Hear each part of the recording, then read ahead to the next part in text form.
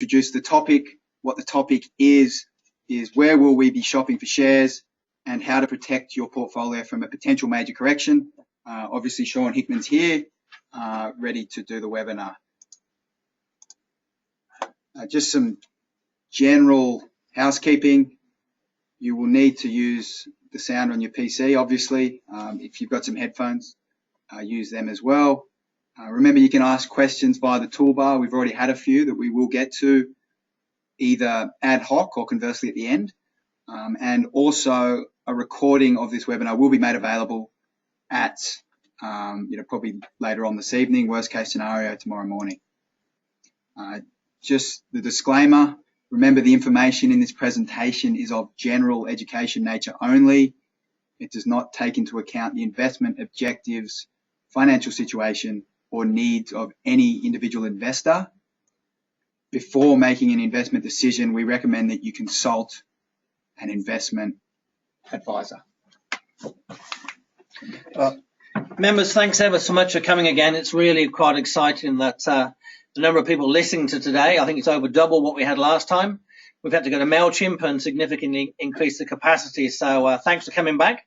Any feedback would be greatly appreciated. The technical hiccup we had earlier was because we're trying to implement redrawing on the charts and making it a bit clearer for the watcher. I'm not quite sure how that's going to go now after the hiccup before, but these are really exciting times. I feel like we can convey a lot very, very closely. To people on trial, welcome. It's nice of you to come along and have a look at Market Matters. I understand something will be going at you in the next few days and a copy of this webinar. So likewise, again, any questions, please let us know. And generally, I'll answer them within 24 hours. Thanks again, and off we go. Awesome. Yeah, as Sean said, anyone on trial who has just had a trial, who is interested in the service, please feel free to call us anytime. Conversely, you'll hear from us sometime soon. Okay, so the first slide is Warren Buffett. Sean, would you like to talk about this? Yeah, the reason for this slide is, as our members know, I think about 4 or 6 weeks, we were doing 2 or 3 trades a week. The market was showing up lots of great risk-reward opportunities. And unfortunately, the last few weeks have been the opposite. It's been very, very quiet. The market's been tricky. It's been choppy.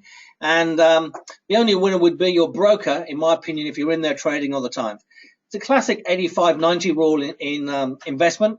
You don't want to be in the game too often. There's nothing wrong with being on the sidelines. And I think this comment by Warren Buffett sums that up perfectly well. Rule number 1, never lose money. Number 2, don't forget number 1. So don't lose money. You are at your most powerful position as an investor or a trader when you are sitting in cash waiting for a good opportunity. The minute you go and buy something on a whim or because you feel like you're missing out or you want to be in the market and you want to be experiencing the exhilaration of the market, well, you're probably in a weak position if you have not been patient. So I will be patient. We're not just trying to sell a service by giving lots and lots of buy and sell recommendations. And hopefully it will pay off. If I'm right, we will have some great opportunities in the coming weeks and months. Okay, so the first slide to kick things off is where to for the ASX 200 after correcting over 400 points. The index was off today, closed at 5,725. So where to from here, Sean? Okay, well, as we can see on the chart, the market has come back a fair bit. It's going sideways. Really, we've gone sideways now for the last 2 weeks. My personal view is this market will come down to 5,200. And I know a lot of people don't want to hear that, but I think we'll see this market back to 5,200 sometime over the next few months. The banking sector, anything that's chasing yield is struggling. That's a big part of our market. That's making up about 40% of our market. That's not healthy. Sure, we've had a bit of a bounce in the resources sector, but overall, the market to me is looking heavy. It's struggling. And I mean, right here, right now, I'm a bit 50-50 whether the next week is, the next day is. But I believe we'll get this market a lot lower. As you can see, it's already had a fairly big pullback. And, it spent a lot of time out there trying to go through 6,000 and failed. As you know, I thought it would go through 6,000. So right here, right now, it is unfortunately trading water. But I do believe we will see it down towards 5,200 this year. Okay, so topic number 2 is have interest rates bottomed in Australia and what impact are they having? The first chart you've got here is obviously the cash rate, which is sitting at 2% after the latest rate cut. Okay, exactly. Look what interest rates were. They were 18% back in 1990. If you told somebody in 1990 that interest rates were going to go from 18% to 2%, they'd have been thinking about where they'd lock you up. They wouldn't believe it. Now here we are, 2% interest rates in Australia, the lowest in history, and we've had negative interest rates in half of Europe. This is not normal times. Don't get too used to it. It might be normal for the next year. It might be normal for the next 2 or 3 years. And overall, I do think interest rates will trend a bit lower because the way things are changing with GDPs and the general demographic of the aging population. But still, stand back. Anyone that doesn't think we'll see 4% interest rates in the next 5 or 6 years, I think it's being incredibly optimistic about the outlook for interest rates. Maybe not optimistic for our economy, because we all know the economy by definition has to improve in interest rates to go up. So my feeling is rates are down here for a little while, but don't get used to them and do not assume they're going to stay here. And that is one of the reasons why our banks have come back so far. Okay, the next slide is the 10-year bond futures weekly chart. We did see, and it was a very good report that you wrote on the banks. CBA was off 6%, I think, in the day. This is kind of linked to that. If you could explain to the viewers who would have read that report, how that impacted the bank prices that day. Yeah, what we're seeing is the fact that banks have to borrow money to lend out to make money. So what price banks can borrow money at going further out is very, very important to their profitability. And we've seen there, that's a 10-year bond chart in Australia. Even though interest rates are at 2%, they are at the lowest in history. The 10-year bond chart has fallen from 97.78.5, so 97.80, down to 97 a couple of weeks ago. That's a significant move in interest rates. That's interest rates moving from around 2.2% to 3%. So, interest rates have rallied significantly. And the way it's shaping up here again, the long-term interest rates are starting to look like they might go higher. And that's bad news for the yield play, the banking sector that everyone's been sitting on, milking and enjoying over the last, 5 or 6 years, really. Okay, so the next topic is, are we concerned about the Australian housing market? Obviously, Sydney and Melbourne seem to keep on going ahead. Other cities aren't going as well. What's your read on this? The chart you've got here is the Australian Bank Index monthly chart. Okay, well, I've used the Australian Bank Index monthly chart, and unfortunately, as I suspected, I can't draw on these charts now, otherwise I think I'll make a bit of a mess. But what I'm trying to show by this chart is if the housing markets come back, one of the sectors that will get hurt the most is the banking sector. Now, I'm looking for the banking sector to have a pullback, a bit similar to what we had back in 2010, where it fell about 28% or 2,000 points, as you can see there. And that's what I'm looking for now. Well, as you can all see, it's fallen 2/3 of that already. So what this is saying is we're taking a bit of risk putting a bit of risk into the banks about the housing market. Personally, the housing market, it's a supply and demand coefficient. Sydney, Melbourne, I personally think some of the units might start to struggle, but housing, population's growing. I don't see a panic about that. And the banks aren't going to get hammered because by definition, they still have 20% deposit. But what we're seeing here, if I'm right, we're going to see this banking index come back to about 8,000. So somewhere from here, it's probably fallen half or more than half of what it's going to do. And that's something I'm watching very closely.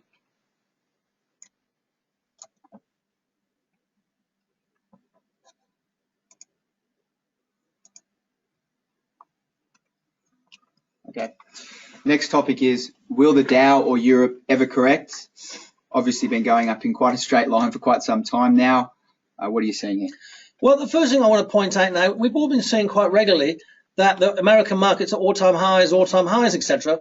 But it doesn't take a great deal of looking at that chart to say, well, actually, we're below where we were 4 months ago. It's not that strong. In fact, we're below where we were 4, 5, 6, 7 months ago. The market is going sideways. It's tired. It's very, very tired. All I'm looking for is a pullback to something around that 16,000 level in the Dow Jones. It's not a big deal. It's back to where it was in the middle of last year. And if we look at the rally we've had since 2011, forget about the rally since 2009, it's no more than a blip on that whole chart. So I'm looking for a pullback to 16,000. I think we'll see it this year. Quite when it's going to happen, whether it's this week, next month, time will tell. But I'm being patient, looking for that. And, as I've said before, over the last couple of weeks, I will live and die by the sword. And this is one call I'm very comfortable with. Okay, the next chart is the German DAX, which has had a really good run of late. Where to for Europe, Germany, etc.? Well, the reason I put this in is Germany and Europe have had money flooding into them. The ECB is pumping money into their market, complete opposite to what we're seeing in America, where they're looking at raising interest rates. And that German market, to me, at the moment, still looks like it should make another high. If that's going to happen, if the German market's going to make another high, although it's struggling at the moment, the last few weeks obviously been very choppy and weak, if it is going to make another high, the likelihood is the US market will hold together for another month or two. So that's I put that chart in there, dare I say it, to confuse and say picking tops is extremely hard. I have got no interest in buying the US market up here, and I've got no interest in buying Europe here, but when I look at that Europe market, I do think there's a very good chance it goes and makes a new high before it fails. Okay, so topic number 5 is, are the Australian banks losing their luster? We've seen NAB got as high as 39.50 odd. It's come back quite a lot on the back of that capital raising and other factors. CBA is all the way back at 84 when it got as high as 96. What are your thoughts here? Obviously quite a talking point for a lot of subscribers. Well, I think the CBA chart is one of the clearest charts out there. We sold our CBA up around $95. We picked up a $2 fully franked dividend. This chart to me is looking fantastic. Again, like a lot of charts, people should stand back and look at the bigger picture. The bigger picture is CBA has gone up from 24 to 97, almost $97. And after the most recent $18 or $17.70 correction, it's gone up from $42 to $96.69 with hardly a pullback. I believe CBA is going sideways to down over the course of the next 6 to 12 months.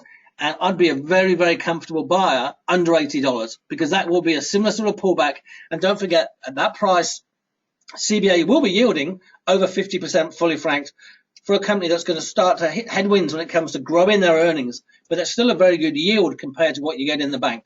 So I'm looking to buy CBA. I'm looking to buy my first third, ideally around 80 or under $80, which it feels pretty comfortable to me having sold at 95. So when you stand back, I think CBA still goes lower. So just to correct you on that, you meant 5% fully franked on CBA, not 50%? Yes, I did. Thank you for that. 50% would be very attractive. Okay, so topic number 6,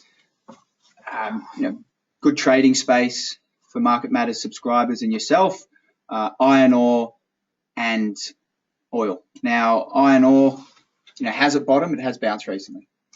Iron ore has bounced, but if we have a look at it's had a previous bounce as well when it bounced from about 110 just up to 140. And I think we're doing something similar here now. I think we're having a bit of a bounce. The market got absolutely crucified down towards 47. I think, again, this can have a bounce up towards 70, 75. That's nothing. That in the trend of things, we are going down. Until further notice, the price of iron ore is going lower. And I still, unfortunately, think that will get underneath 47 and touch 40 sometime in the next 12 months. So subsequently, I'm not a buyer of iron ore stocks. Okay, and the oil space, current oil price, around that $58 mark. What are you saying there?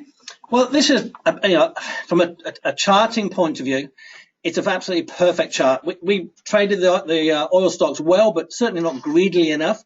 We took our profit and we left a bit too much on the table, but unfortunately that's the nature of the beast. We've seen the oil price get absolutely smacked over the last year and a half as Saudis have been pumping oil in, lots of politics going on there. But I stand back again and I say, okay, oil's been going down for a while. It had a $16.50 bounce back in 2013, 2014. Now it's had a $20 bounce from that 42 area. Personally, I think we'll see oil under 40 in the next year or two. But prior to that, I think we're probably going to go sideways for a while, and it's a little bit too hard. Individual stocks might throw up opportunities, but I think the oil space is something I'll be leaving alone. Okay, the next thing's the gold space. Gold has rallied 5% from its March lows. Does gold interest you at current levels? Obviously you've traded this very successfully in the past, not invested in it, just traded it. What are you saying? Well, I think, again, it's not hard to look at that. Gold's going sideways. It was trading at 1180 back in 2013. It's 1188 now. Unfortunately, the actual gold sector is pretty boring. Some of the Australian gold stocks are looking a bit more interesting as they benefit from the weaker Australian dollar. as opposed to the US gold stocks like Barrick, which have not been getting on with it at all because they haven't got the benefit of the weak Australian dollar. So because of that, when I look at that price of gold, I've gone from being bullish, I'm afraid, to being neutral.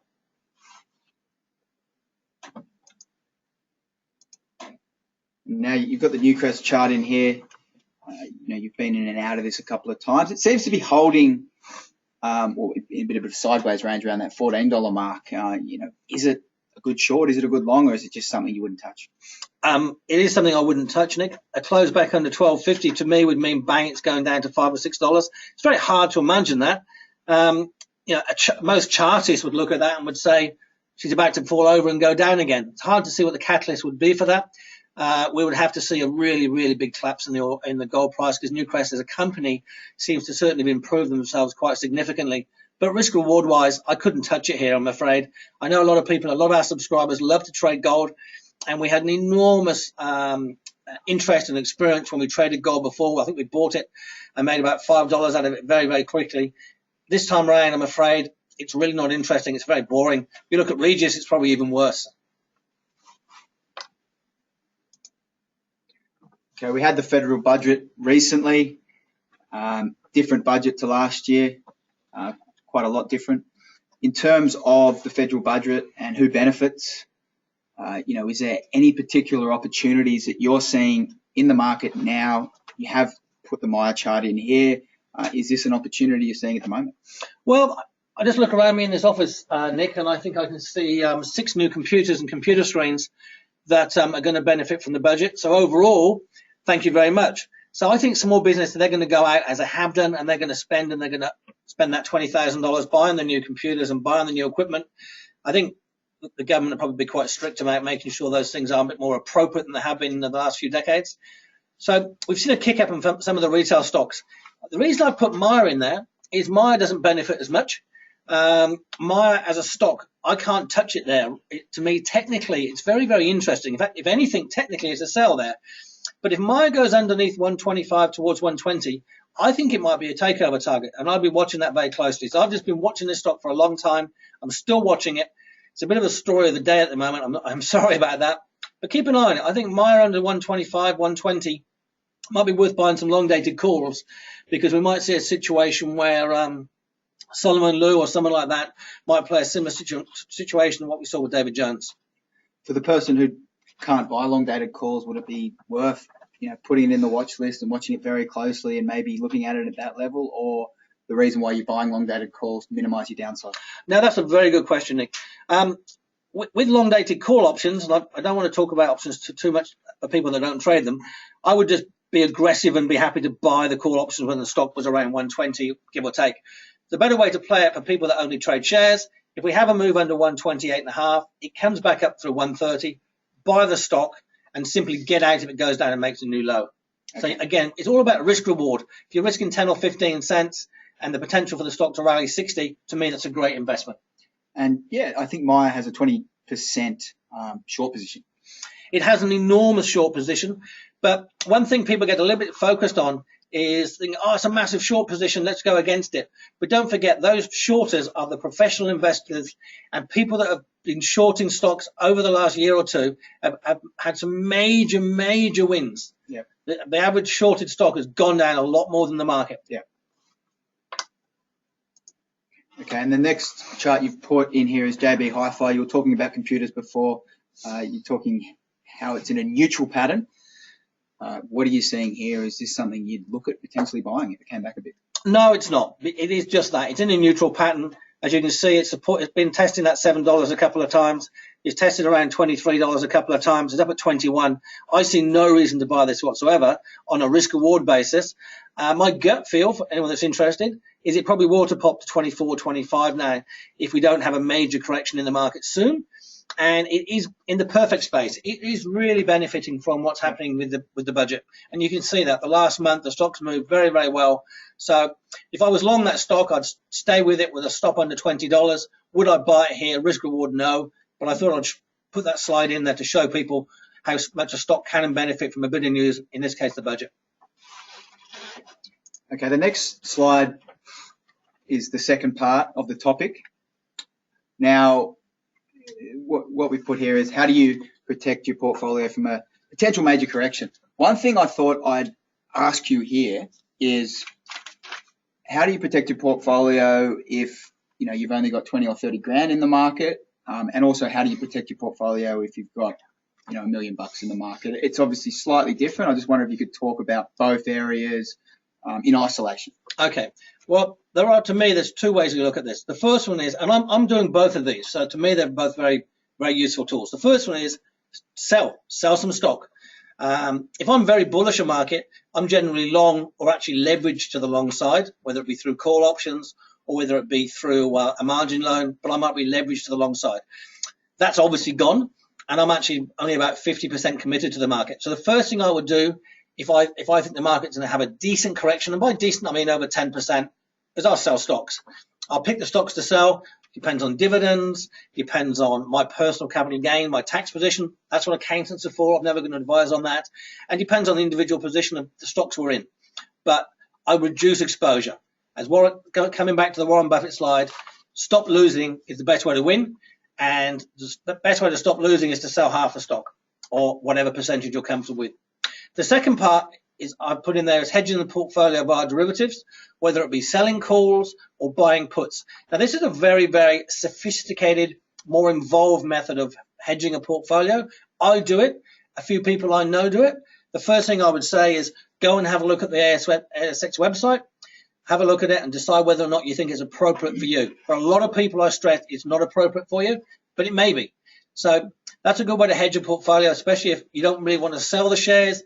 Maybe you've got massive capital gains. Maybe you're long CBA from $10. We all can understand why you might not want to sell the shares, but if you think it's going to fall $10, how can I benefit? Well, you could sell call options, for example, and that's why the website's there. And then obviously, once you've looked at the website, if you think it's for you, have a chat to your broker or a financial advisor. They might put you off. But those are two ways, I think, to protect or sleep at night. Sleeping at night is a good way to put it. To sleep at night if you're scared of the market. Okay, so topic number 10, we're going to go through your clearest bullish and bearish stocks at present.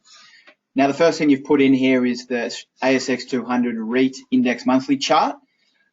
Now, is this something that you're quite bullish on at the moment? It is, and I have to apologise to everyone because I've just read the title again. That's the sort of thing I might have gone wrong at school. I didn't read the title properly when I put that chart in. So that's obviously not a stock. The REIT is an index. I think the REITs index looks very, very good. I think it looks like it's going to go up towards 1,400, which is, say 7 or 8% from here. And we're long Mirvac for that. I think Mirvac looks very good. Interestingly, today, now the Dow was off 190 points last night. Our market was down around 50 today. Mirvac was up 1 or 2 cents. So if stock's fighting that trend and going up when the market's going down, I'm very happy. So there are a few stocks in the REITs area. People can go back and look at our last report on the sector. There are a few stocks I like, but I own Mirvac. I think the stock looks good, and I'm happy to own it. And when I look at the sector index, it's one of the reasons why. Okay, you've got CBA in here. This is actually the CBA weekly chart. Is this something you're bearish on at the moment? Exactly. Yes, it is, Nick. Something I'm bearish on a weekly basis. So to me, what we're seeing here is the market has fallen down. It's fallen down quite aggressively, as we all can see and we've all read about it, and it can't bounce. The stock's fallen, $15, $16 quite aggressively, and it still can't bounce any more than $3 or $4, and it's now spent the last 3 weeks here, and it can't bounce. So to me, that normally means it's a bit like a balloon being filled up with water. That's all the selling coming in. The selling is still coming in. To me, the selling is willing this game, and the likelihood here is we will go under $81, maybe towards 80 or 79, where I will buy my first third back of what I sold above 95. Because long term, I think it's a very good stock. Okay, so number 11 slide is the shopping list into the pullback. Now, the first category you've got here is US dollar earners. You focused on this in the report quite recently. First of all, Amcor closed at 14.32 today. What are you seeing there?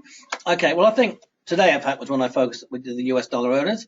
And I've chosen 4 sectors there. The reason for that, these are 4 growth sectors or 4 sectors that I see advances from. Obviously, there's no iron ore there. There's no resource sector there. So the US dollar earners, I believe, are going to have a very, very good year or two. I still think the Australian dollar will go back under 70. Unfortunately, I think the US economy and our economy are diametrically opposed, and that's bad news for a lot of things locally, but it's very good news from companies that earn good money overseas. So as I said in today's report, Amcor, Ansell, Breville make very, very good percentages of their money or their income comes from overseas. And interestingly, the same thing. The Dow's down 190 points last night. We get hit 50 points. Amcor and Ansell were both up. Breville's down a bit. But 2 out of 3 is not bad. So they're still buying those stocks. And those are stocks. The reason I put a lot of stocks here, what have we got? 3, 9, 12. Okay, there's 15 stocks. 12 stocks. The likelihood is I'll only buy 5 or 6. We don't know which ones are going to be sold off aggressively, as we saw today. But these are 12 stocks that I like, and I'll be looking at accumulating if they get hammered or oversold with the index. Okay. So in the healthcare space, one that you actually talked about buying ResMed under 7 recently, and if you did buy it under 7, it's about 730, 740. Some people did take advantage of that. Yes. Could you buy the momentum here, or are you waiting for it to come back further? No, the way it's bouncing and bouncing slowly, it doesn't feel like a Certex at the moment. CSL, all 3 stocks are good stocks. ResMed had an average report recently. Ramsay Healthcare is obviously in perfect position. So these are 3 stocks that if they get smacked hard, I mean, Ramsay was down almost $2 today. If they get smacked hard and we see a pullback in the market of 300-400 more points, these are 3 good companies. You're not going to get them cheaply. You get what you pay for. These stocks aren't coming back that far, I don't think. What's happened to ResMed has been quite surprising. But overall, I still think we'll get them cheaper, so I'm being patient. But they're great companies. Okay. And just in this financial services bracket, ANZ, CBA are in there, but Challenger, you did sell it at about 725, 730, came all the way back to about, below 7. Today, I think closed around 7. Is that something that, you would stick in the portfolio for the medium to longer term? Yeah, I don't know about the word stick, but I would definitely buy it to put it back in the portfolio, Nick. I've got no problem. Don't forget, we sold Ansell quite a bit lower than where it is today. I've got no ego about buying a stock higher than where I got out. So with Challenger, hopefully that won't happen. It's still trading, as you rightly point out, well below where we sold it. And I think if the market has the pullback I'm looking for, Challenger might even get down to 650. Yeah. And that starts to be at a good level to re-enter. ANZ is getting fairly cheap compared to the other big 4. CBA, because it's the safest bank, in inverted commas, will probably always be the most expensive bank. But to me, they're coming back to levels where it's worth slowly accumulating. I stress that, slowly accumulating. And I'm long Bank of Queensland. I didn't put that in there. I am long Bank of Queensland. It's the only bank really that's trading under its long-term PE. I think it's cheap, and I'm happy to own it still. Okay, and I just thought I'd focus on the telcos quickly. MTU, we had a really successful trade on last year. It's got to a point where it's over 11 now. Telstra, you said you'd be interested around 580 after selling it at about 630 recently. And Vocus, you still own around about the 589 mark today. You have hinted in the past you can see some good upside in that stock. I guess given that we own Vocus still, what are you saying there? I'm very happy to own Vocus still. There's lots of games going on in this space. We've had 2 great trades in IONET and a very good trade in MTU. And that's not because I'm a genius. That's because it's a good sector, and this sector is going well. And then if you pick a good stock within a good sector, the combination's normally pretty good, and that's what we saw, some great returns. I think that those 3 companies are still very good companies, especially if you're chasing yield. Telstra probably is safer than the banks at the moment. I don't know if safer is the right word, but I feel it is. Vocus, I think, has got some fantastic growth looking forward. I can still see that stock at $7. And MTU, I think it's about time it had a rest. But again, the stocks look like they're going to be a fair bit higher. I'm not quite sure how the whole the games are going to go on with IONET and TPG, etc. There's probably a few more twists and turns and all that. But when it all comes down, it's a growth sector. It's going well, and I like those stocks. And I like all 12 of those stocks. And hopefully, sometime when we get the pullback that I'm looking for in the US, we'll sit back and we'll own 5 of them. And we'd like to buy all 5 in a week. That's what I would put out. I might be a bit boring at the moment. We might not be doing a great deal, but when I pull the pin, I'm pretty aggressive, and we could well buy 5 or 6 stocks in a week. So it's a matter of being patient. That slide I said right at the beginning. Okay, so now I thought as we always do some Q&A. We have had some questions that have come in via email. and we've also had a few that have popped up on the screen progressively throughout the webinar. We probably have covered a few of them throughout the webinar. However, I will ask most of the ones that have been asked. Now, first of all, Sean, you did hint on this before, but I guess what is the question? Is it time to buy the banks now? In particular, Westpac and ANZ. Now, Westpac isn't one that you've said that's on your radar. ANZ is. You have talked very, very extensively about how you want to stagger your entry into CBA and how you do that. In terms of these two, though, what would you be doing? Exactly the same thing. Looking to stagger entry into all three. ANZ and Westpac have just recently gone ex-dividend, as we know. CBA's dividend is coming, a few months away. No problem. Westpac has also been sold off quite aggressively. It's not quite as cheap as ANZ compared to its long-term PE. But someone's got a preference to Westpac. There's not a great deal of difference at the moment. So, yeah, I'm looking to stagger into the banks. And I might end up buying Westpac and not ANZ if on one particular day it gets smacked because there's a very big institutional order out there. And that's an important part of investing, and an important part of trading is to be flexible. Yep. Okay, next question is in relation to the portfolio, your current holdings. Sean, you hold Bank of Queensland, Vocus and Mirvac. How have they gone, and are you planning to sell them anytime soon? Now, I guess Bank of Queensland, you probably break even once you have the divvy. Vocus, pretty much around the entry point, and Mirvac, similar story. I guess what's your rationale? What are you planning over the short to medium term? Okay, if I didn't have any of those stocks, I'd be happy to own them now and to buy them now. I mentioned Mirvac before because I showed the REITs chart. That's gone sideways, but considering what we've seen with the market falling, Nick, 400 points, the fact that those three stocks are trading roughly where we got in is not too bad. Vocus actually is making some money.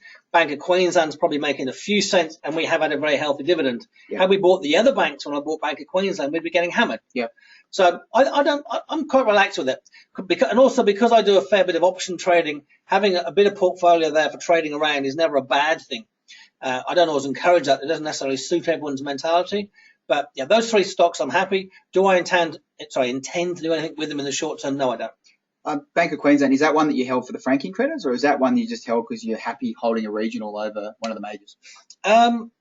The franking credits was definitely part of my plan. Yep. Without doubt. I may have mentioned that to a few subscribers over time. But also, as I've said before, it is the only bank that is cheap compared to its long-term PE. I think it's great value here. And the fact that we haven't lost money from when we bought it, and the other majors have been absolutely smashed, shows my rationale is correct. Okay. Next one is on iron ore. We did touch on this earlier on in the presentation, but the question is in relation to the three majors here in Australia, BHP, Rio and Fortescue. Will iron ore shares go up in the next 6 months? We have had a very successful trade recently on Fortescue and have traded a lot successfully in the past. What is your opinion on that? In 6 months' time, if we were looking back, will they be higher than where they are today? Obviously, you don't have a crystal ball. No, I don't have a crystal ball. That's a very, very tough question. I would have to say I wouldn't be surprised if they've actually go sideways, go down a bit and come back up. In other words, it's 50-50. I'm sorry, but they're just too hard here. As I mentioned before, the iron ore price, I do think it will go back towards 40 some stage in the next 12 months. I wouldn't be surprised if it goes up first. Fortescue, it's a great big rumour story at the moment. And, Rio obviously has come back a bit as well. So I'm just not watching them that close at the moment, Nick. The easy risk reward is gone. Be prepared to go elsewhere. You don't have to trade iron ore. There are other stocks to trade. Okay, so the next question is, this is actually via email from one of our subscribers, Alan, who is unable to attend, but he sent this in. It's a three-pronged question. What he is asking is, what if you're dead wrong about the US and the market ignites from here? The second part of it is, are you reacting to current negativity? And the third part is, are you too close to the market, given that you're, attached to it every day? Okay. Well, am I too close to it? I'm not sure what too is. I'm certainly very close to it. I'm pretty glued to my Bloomberg most of the time, and I have a habit of checking out my RS and my pager most nights. So I'm pretty close to it. But I don't think I'm too close to it. I'm open-minded too, but there's nothing happened in the last 6 months to make me feel I'm wrong with these US dollar pullback.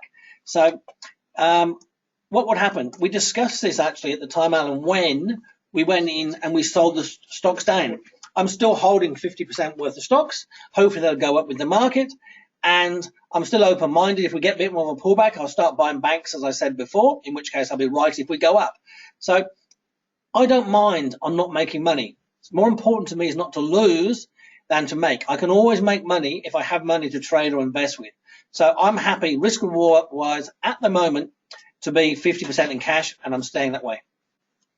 Okay, so the next question is in regards to Mirvac. It's a long question, so I'm just trying to summarize it in a way that's easy to understand. But it's in regards to MGR trade is still being held. However, the REIT index has not moved either way in any significant degree. Does still expect the REIT index to move towards 14,000? Now, you did touch on this before. You think it's got 7% to go, and that's the reason why you're holding Mirvac, and it's been holding up well in a choppy market. Yeah, exactly, 1,400. And Mirvac had some good, healthy news came out today after market. So it was up a couple of cents today when the market got hit pretty hard, which is healthy. And, I wouldn't be surprised if it's up tomorrow. The news, it's sold some assets off at some very healthy prices.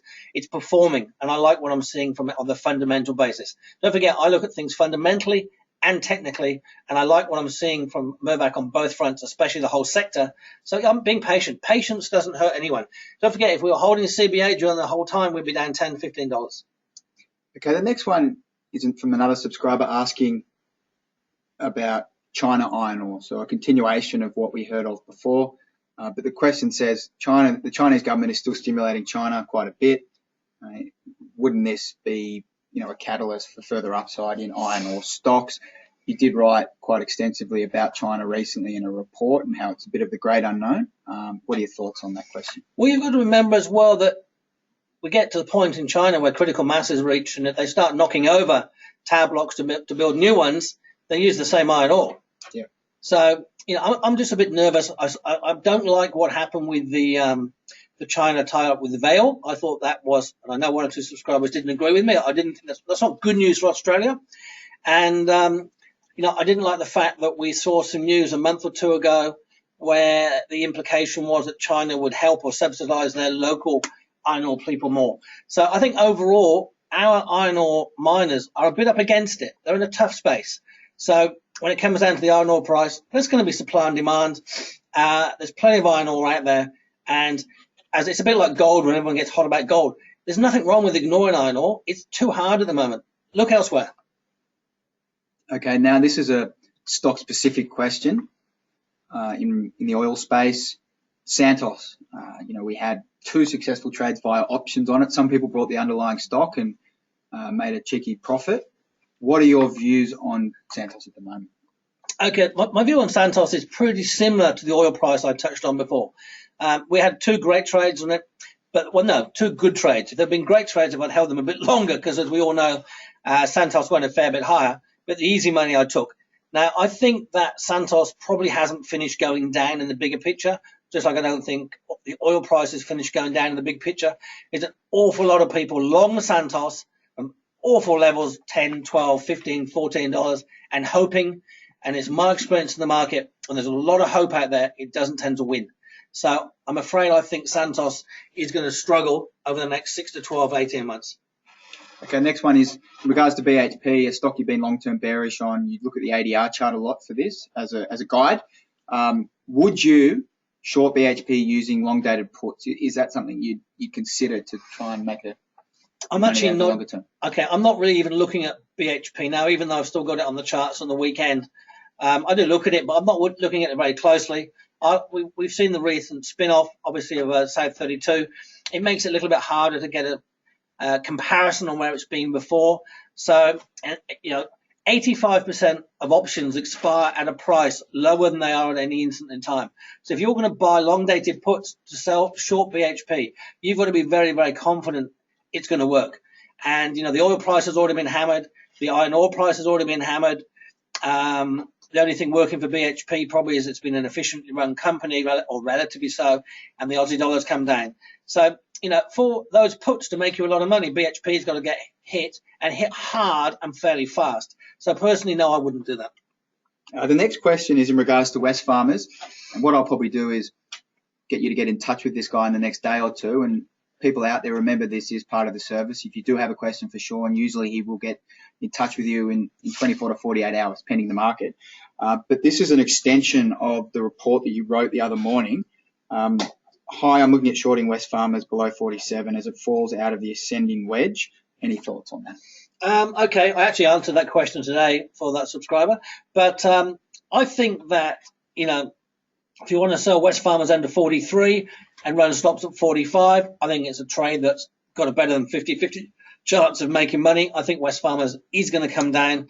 I do believe overall it's benefiting from the fact that everyone's selling Woolworths and hates Woolworths, but Wesfarmers is still going to put up with some of the same headwinds as Woolworths. So on a fundamental basis, I'm not a big lover of Wesfarmers either, and I am bearish it, and it's holding up. So if I was holding stock, I'd certainly sell it. From a trading perspective, quite how one implements it from a risk reward point of view, had to be very carefully done. Okay. Next question's in regards to CBA. It's talking about the downturn in WA and how it's becoming quite serious. This is from a subscriber in WA. Now, 15% of CBA's earnings come from Bankwest. Do you see the downturn in WA affecting CBA? You have talked about CBA quite extensively through this and how you see it below 80 sometime in the short to medium term. Well, I think by definition, the question really answers itself. 15% of his earnings come from WA, and WA is in trouble. So, of course, it's going to affect their earnings. Yeah. And I do feel that, CBA will come down, and we'll be able to buy a lot of stock between $73, $75 and $80 over the next 6 to 9 months. But down there, I think in the bigger picture, it's still a very good company that will do very well. So use those weaknesses to accumulate the stock, as I said, on the back foot, 1/3 at a time. Okay. Just quickly, we've probably only got time for 2 to 3 more questions. We are keeping a note of all the questions being asked. So if your question doesn't get answered tonight, it will get answered. Conversely, if you've got something on your mind and you still want to ask it, please shoot it through because we will get to it sometime in the next day or two. Next question is in regards to QBE, a stock that has been good and bad to you in the past. What are your current thoughts on QBE? Unfortunately, QBE has been far worse to me than it's been good to me. So it's a stock that I have got a little bit of dislike of. But it should benefit and will benefit from rising interest rates in the US and from a weak Australian dollar. So that's 2 very, very good things. The third thing is the interest or the margins on an insurance. That's something I'm not quite so keen on. I'm not quite so keen on Suncorp and IAG. So 2 out of 3 is not bad. If I wanted to buy an insurance stock at the moment, if I did, it would definitely be QBE. Okay. So the next question is about investing overseas, in particular, getting exposure to China and Japan. Now, the question actually says, what about investing in stocks with exposure to China and Japan? Or that could be stocks listed on the ASX. That could be an ETF like you talked about the other day.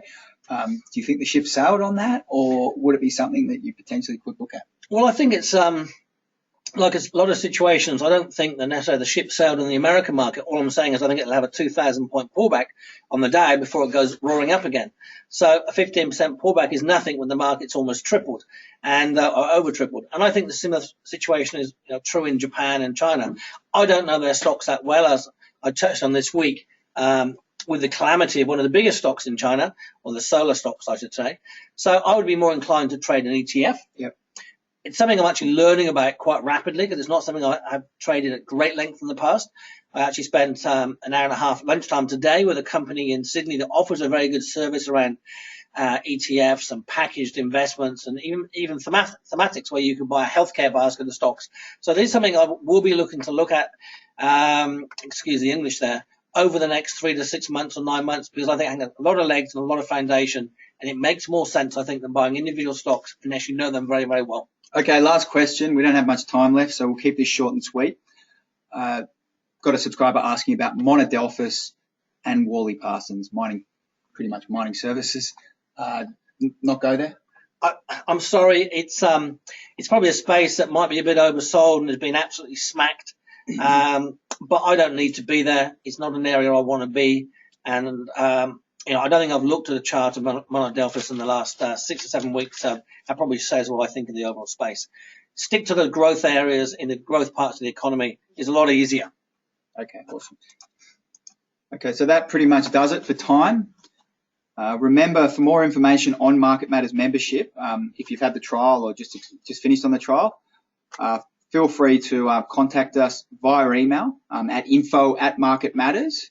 Conversely, give the 1300 number a call, which is advertised on the website.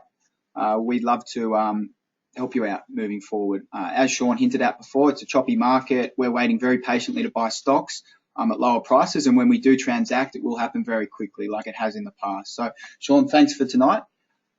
It's been really good. It's been very insightful. And yeah, what would you like to say? Thanks a lot, pleasure. And next time we won't have a hiccup at the beginning.